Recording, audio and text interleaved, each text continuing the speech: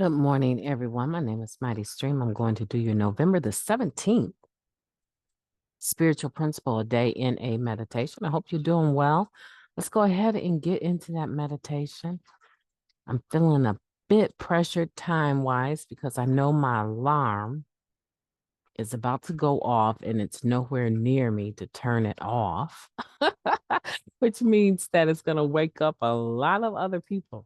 So let me hurry and get through this meditation. The title of this meditation, Affirming Our Step 3 Surrender, striving to maintain and build on our surrender.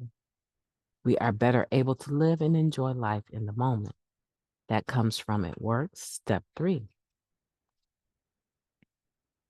Before recovery, we had one primary strategy to help us deal with life's stressors, beating our addiction. Drugs helped us escape from an abusive household or the feelings of loneliness from our partner's death. They soothed the anxiety caused by our job, our rent, or the fact that we had neither. We fled from the anguish of raising teenagers or the loss of a pregnancy. However well this strategy worked at first, ultimately, it was not sustainable. The drugs stopped working, the money ran out, incarceration, overdose, degradation. We know the drill. In recovery, we are shown new approaches to handle life's challenges and even our successes. We learn to surrender our uncomfortable feelings, to accept the outcome of the day's events, to cope with the grimmest of tragedies, just to be in the current moment. Practicing the third step daily, from the moment we open our eyes, helps many of us to deal with life on life's terms. We turn it over by whatever method or ritual we find works for us, praying, meditating, sending a gratitude list to our network, calling a fellow addict who's struggling, or just taking a moment to acknowledge whatever's out there or within here. We affirm our step 3 decision and surrender just for today, every day. We find that the practice of a daily surrender is sustainable. This process of surrender is a muscle that we build so that we can rely on it during our toughest moments. Just as critically, surrendering makes space for us to thrive. Turning over our will is metaphorically taking out the trash, clearing the cobwebs, airing out the sheets.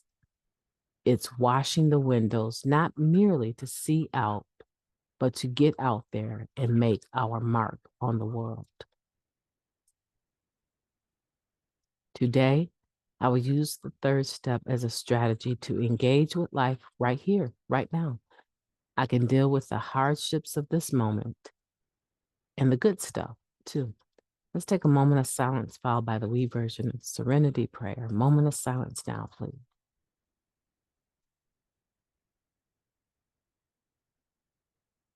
Thank you. God, grant us the serenity to accept the things that we cannot change, the courage to change the things that we can, and the wisdom to know the difference just for today, please, and thank you. Affirming our step 3 surrender. I like it. I love this meditation. It really breaks it down, right? It gives no room to wiggle out of doing it, right? It hits all of the marks. It hits all of the marks. It talks about why we need to surrender, why it should be in the forefront of our minds to surrender on a daily basis. It's sustainable. Sometimes we have to do it moment by moment, understanding that we go through life. And as we go through life, trying to do something different than we've always done, which always gave us the same results, is actually practicing sanity, right? And so we go through life and we make a decision. I am not going to use. I'm going to get through this. The feelings will pass, and I'm going to surrender to my higher power.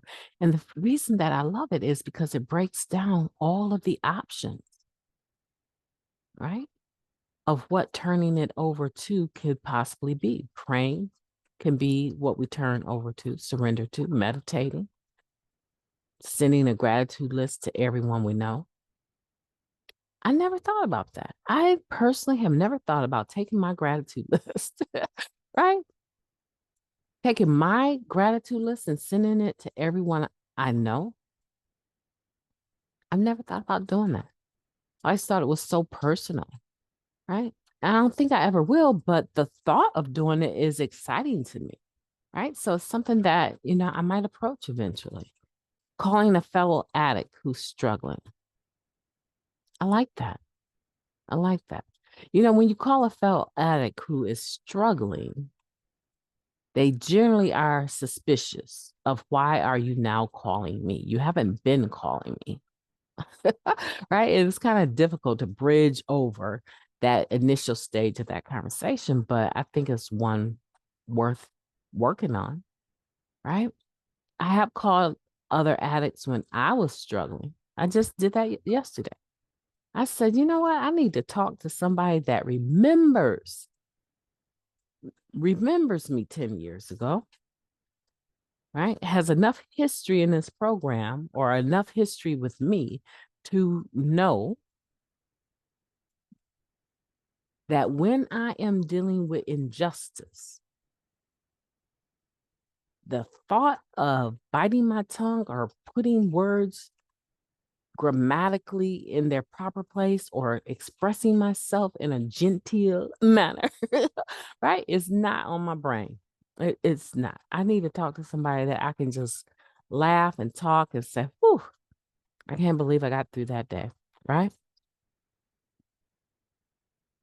Okay. So these are things that we can do. So just taking a moment to acknowledge whatever is out there or within here. It kind of breezed over that, right? Trying not to use the word God or higher power, but we know what it means. We know what it means. Let's not get stuck on wording, right? I like this meditation. Very powerful. Very, very powerful. And it has me thinking. Metaphorically, I want to take the trash out. I want to clear out the cobwebs and air out the sheets.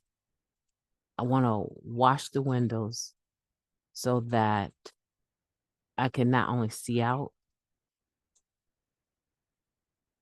but I can get out there and make my mark on the world. I like that. So let's surrender today. Let's make it up in our minds that surrender is going to be a part of what we do today, intentionally. Okay. My name is MightyStream, and I have thoroughly enjoyed this meditation today. I'm going to have a beautiful day. I know that I am. I'm up and at it. I hope that you will have a beautiful day on purpose too. Talk to you tomorrow.